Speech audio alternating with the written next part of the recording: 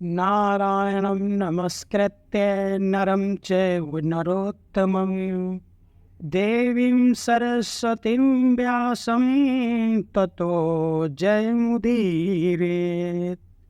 बोले वृंदावन विहारी लाल की जय। आषाढ़ कृष्ण पक्ष की एकादशी को योगिनी एकादशी के नाम से जाना जाता है। आइए आज योगिनी एकादशी की कथा हम सभी भक्तजन श्रवण करते हैं। मन में ओम नमो भगवते वासुदेवाय का जप करते रहिएगा।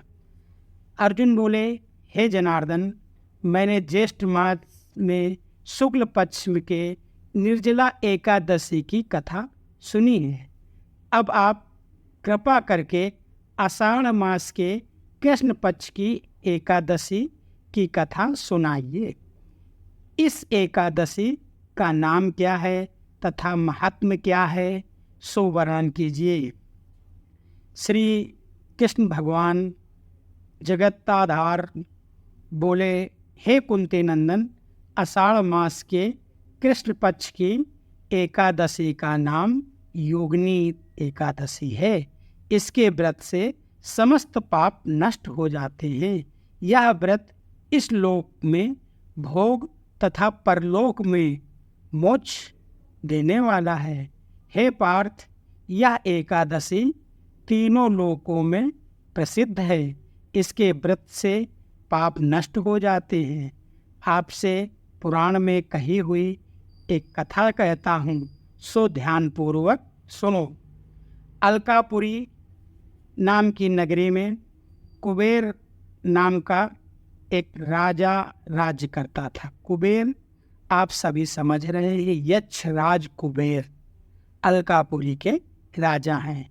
वह शंकर भगवान के गण हैं, यह भी आप सब जानते हैं।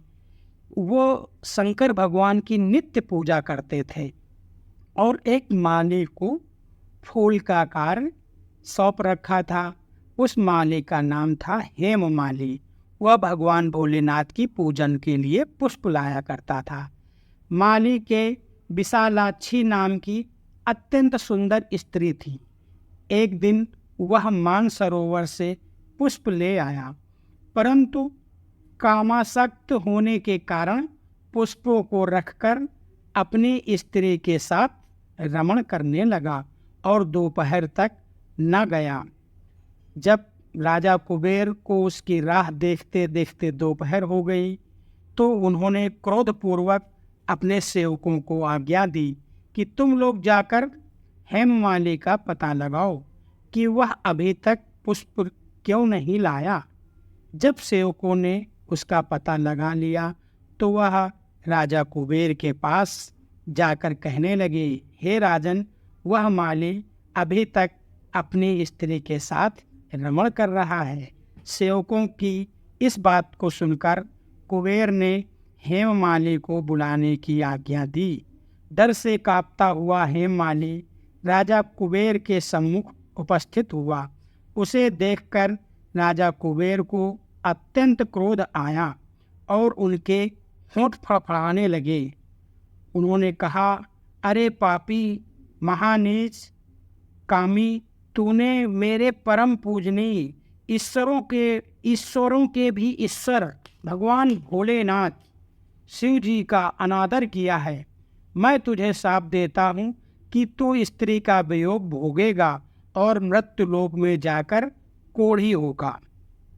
कुबेर के शाप से वह उसी क्षण स्वर्ग से पृथ्वी पर आ गिरा और कोढ़ी हो गया। उसकी स्त्री भी उसी समय उससे बिछुड़ गई।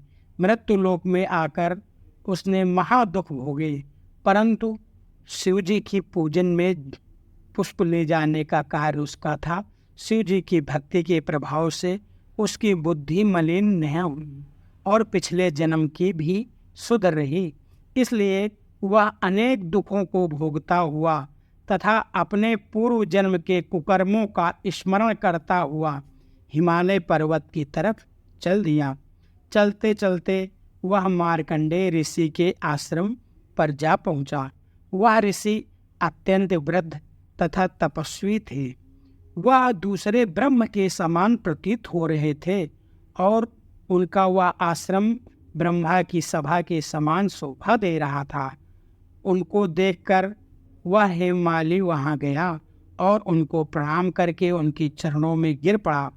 उसे देखकर मार्कंडेय ऋषि बोले, तू कौन से खोटे कर्म किए हैं?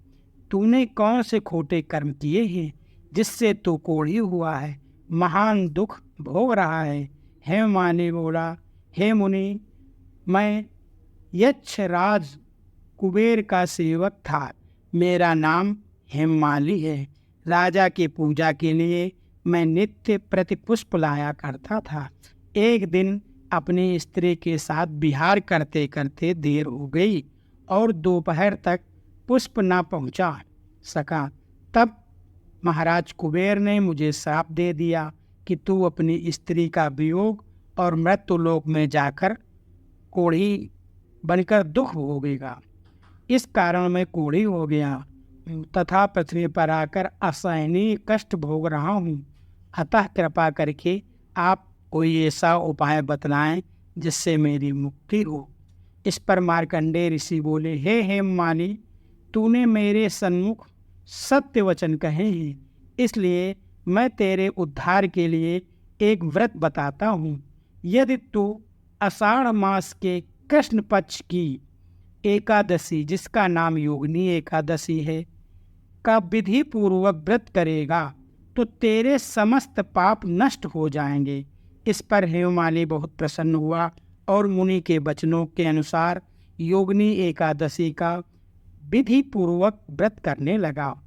इसके प्रभाव से कुछ ही समय बाद वह फिर से अपने पुराने रूप में आ गया और अपनी स्त्री के साथ विहार करने लगा। हे राजन, भगवान केशव अर्जुन से कहते हैं, हे राजन, इस योगिनी एकादशी की कथा का फल 88 सहस्त्र ब्राह्मणों को भोजन कराने के बराबर है।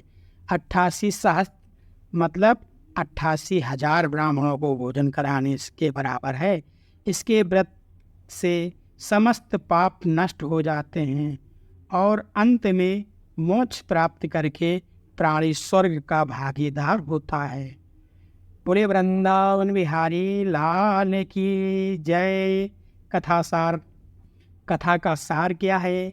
व्यक्ति को पूजा आदि धर्म कार्यों में आलस्य या प्रमाद नहीं करना चाहिए, बल्कि मन को संयम में रखकर सदैव ईश्वर की सेवा में तत्पर रहना चाहिए।